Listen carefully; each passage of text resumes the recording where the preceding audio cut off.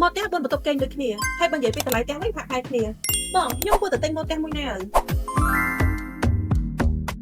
សំណួរនេះគឺខ្ញុំបានពីអតិថិជនរបស់ខ្ញុំផ្ទាល់អញ្ចឹងបើសិនបើបងទិញផ្ទះហ្នឹងដើម្បីតែការរស់នៅមានឯកជនភាពហើយទទួលបានមកផ្ទះដែលស្អាតបំផុតនៅក្នុងតំបន់ខ្ញុំសូមណែនាំឲ្យបងមកប្រកបផ្ទះវិឡាគុណកាប់ LB ពីព្រោះថាមកផ្ទះនេះគឺជាមកផ្ទះថ្មីស្អាតប្លែកតើតែរកអត់មានទេនៅក្នុងតំបន់ហ្នឹងប៉ុន្តែបើសិនបើបងទិញផ្ទះដើម្បីការរស់នៅហើយបងអាចនឹងប្រកបអាជីវកម្មនៅលើផ្ទះមួយហ្នឹងខ្ញុំថាrecommend ឲ្យបងទាំងអស់គ្នាមកជាប្រភេទផ្ទះអាជីវកម្ម FL ពីព្រោះផ្ទះរបស់យើងគឺនៅតំបន់ដែលបងអាចប្រកបអាជីវកម្មបាននៅលើផ្លូវ12ម៉ែត្រនិងនៅលើផ្លូវ16ម៉ែត្រហើយបើនិយាយពីភាពដូចគ្នាទាំងពីរមកផ្ទះហ្នឹងពិតតែស្អាតដូចគ្នាអញ្ចឹងមិនថាបងជ្រើសមកផ្ទះមួយណាក៏ដោយបងនឹងទទួលបានលក្ខខណ្ឌនៃការបងរំលោភគ្មានការប្រាក់បានរហូតដល់3ឆ្នាំអញ្ចឹងបើសិនបើបងអតិថិជនចង់បានព័ត៌មានផ្ទះបន្ថែមចង់ប្រឹកតែយោបល់បន្ថែមនិងចង់ដឹងបន្ថែមពីលក្ខខណ្ឌនៃការបង់ប្រាក់កុំភ្លេចឆាតចូលទៅក្នុង Facebook Page របស់នាងខ្ញុំដើម្បីឲ្យនាងខ្ញុំមានឱកាសក្នុងការប្រឹកតែយោបល់ជូនដល់បងអតិថិជនអ្នកគ្នាបាន